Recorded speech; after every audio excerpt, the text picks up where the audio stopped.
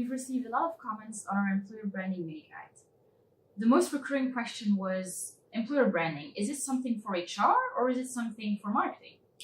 Yeah, well, we wrote the guide for HR, obviously. So I think that it's a shared responsibility, but often HR is looked at for taking the first initiative because HR is responsible for filling in vacancies, for making sure that the lead time or the time to fill in a vacancy is as short as possible. It's a very common KPI in the HR world.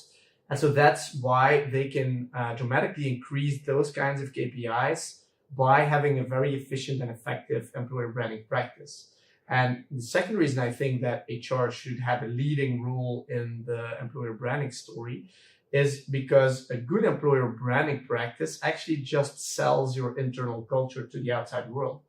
And for example, an important metric of tracking whether this is working is seeing how many vacancies do we fill that come from referrals.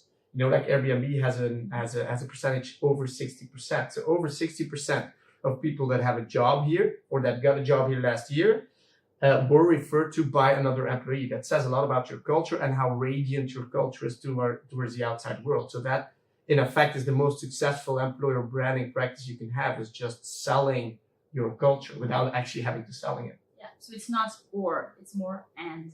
Yeah, they're both responsible, but I think HR has a leading role in this case. Okay.